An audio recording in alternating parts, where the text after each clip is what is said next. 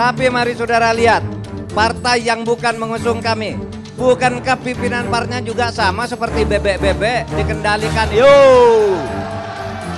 iya kan? Yang ngusung kami, partai yang ngusung kami ini gagah. Ayo, calon presiden maju katakan. Tapi yang lain seperti bebek dipegang lehernya, jalan gitu. Ini yang bukan petugas partai. Ini petugas konstitusi, yang lain petugas oligarki.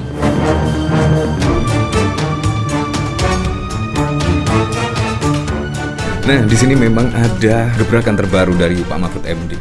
Di sini terlihat setelah Pak Mahfud MD tidak berada di kabinet Presiden Joko Widodo, di sini bahkan lebih leluasa, bahkan juga mengkritik. Menurut saya sangat keren sekali. Ya memang, menurut saya kalau mencalonkan atau dicalonkan sebagai capres dan cawapres, menurut saya adalah mundur atau cuti. Menurut saya lebih baik. Ya, seharusnya mundur kalau menurut saya sih daripada cuti, karena akan lebih bebas dan juga lebih leluasa. Menurut saya itu yang paling penting. Nah, di sini yaitu ketika Pak Mahfud MD ditanya soal petugas partai dan lain sebagainya, bahkan jawaban Pak Mahfud MD menurut saya sungguh telak sekali, yaitu bahkan menegaskan Pak Mahfud MD adalah petugas penjaga konstitusi.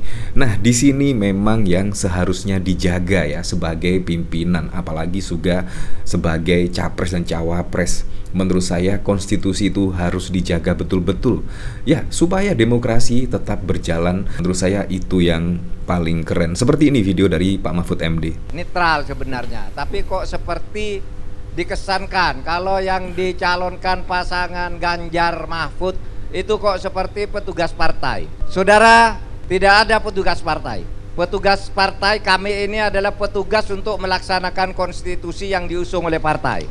Itulah sebabnya kampanye-kampanye kami tidak terikat oleh arahan partai. Kami berangkat dari fakta dan akan menyelesaikannya dengan mekanisme yang tersedia, terutama penegakan hukum. Partai apa yang tidak mau penegakan hukum bagus? Pasti semua partai mau. Tapi mari saudara lihat, partai yang bukan mengusung kami, bukankah pimpinan partainya juga sama seperti bebek-bebek dikendalikan? Yo, iya kan?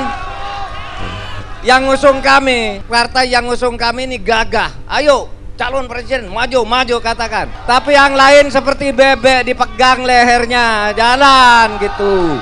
Ini yang bukan petugas partai. Ini petugas konstitusi, yang lain petugas oligarki. Wow, di sini menurut saya sangat keren. Pantas lah, yaitu dukungan kepada Mahfud MD dan juga Ganjar Pranowo. Dari sini juga terus mengalir ya. Bahkan di sini yaitu dari Akupadi 5, Hongkong kompak dukungan ke Ganjar Mahfud 85% bersama Cak Lontong dan Mas Joprak. Nah, di sini sangat keren sekali. Yaitu bahkan di sini ada dukungan dari WNI yang berada di Hongkong. Nah, di sini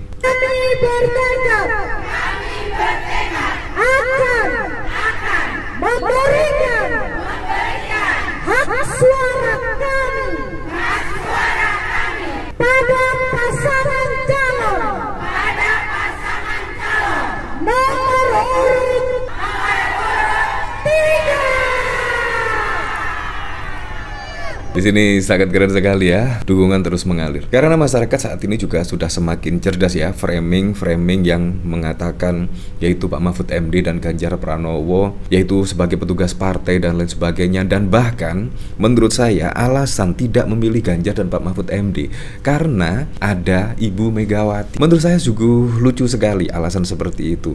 Padahal kalau memilih capres dan cawapres, menurut saya pilihlah sosoknya, jangan partainya. Karena terbukti pembangunan di era Presiden Joko Widodo pada waktu lalu yang masih menjadi kader PDIP dan sampai sekarang ini, di situ pembangunannya juga sangat masif sekali, dan bahkan juga kebijakan-kebijakan dan program-programnya sangat pro dengan rakyat. Tetapi terbukti ketika ya isu di situ ada permintaan 3 periode perpanjangan masa jabatan, di situ dari PDIP bahkan juga menolak.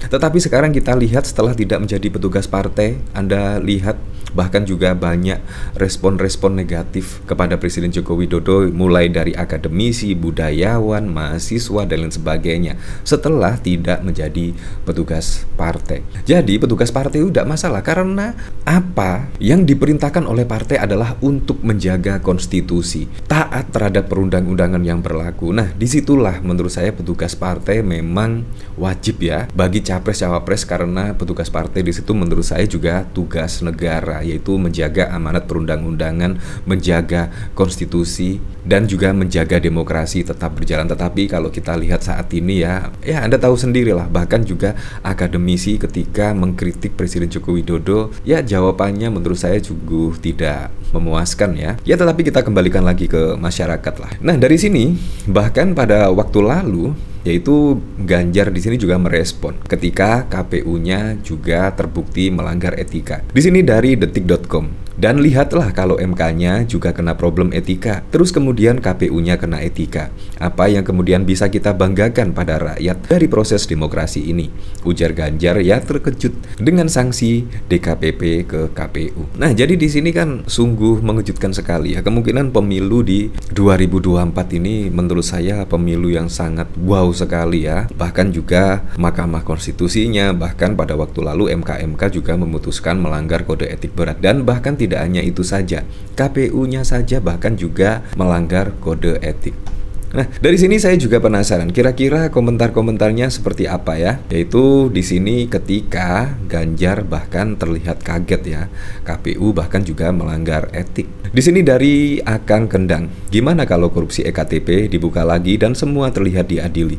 Nah, di sini kemungkinan tidak pernah membaca berita ya, seharusnya gunakan gadget Anda itu dengan baik. Bahkan di sini saja Novel Baswedan pada waktu lalu Pak Ganjar tidak terbukti melakukan korupsi EKTP. Jadi seharusnya punya gadget, seharusnya membaca berita-berita lagi. Kalau keputusan DKPP yang memberikan sanksi kepada KPU atas kesalahan menerima pendaftaran paslon nomor 3, bisa dan mungkinlah pemilu ditunda untuk mengembalikan pemilu supaya berjalan dengan benar. Ya, mulai pertama saja sudah Anda tahu sendirilah, mulai putusan MK yang menurut saya dengan syarat kepentingan politik. Di sini dari Aradea, bisa aja petugas partai closing statementnya menyedihkan Pak, kebanyakan nyinyir terus. Harusnya mah fokus sama visi misi. Di sini dari Det, termasuk ketum parpol tirani. Yang saya heran adalah fungsi dari kelembagaan mereka apa. Jika mereka melanggar etik dan sebagainya pun, proses dari penyelenggaraan program pemilihan ini tetap berlangsung tanpa ada sanksi terhadap yang terlibat kandidat pemilu. Ya, saya tidak tahu ya mekanismenya di sini, tetapi di situ bahkan juga tidak mempengaruhi yaitu pendaftaran dari Gibran Rakabuming Raka. Di sini memang kita tidak takut ya, misalkan Gibran Rakabuming sebagai cawapres tidak takut, tetapi di situ ada proses-proses yang menurut saya juga ada yang dilanggar. Ya, tetapi kita memang harus move on dan kita fokus yaitu kepada capres-capres yang memiliki program-program yang terbaik untuk masyarakat.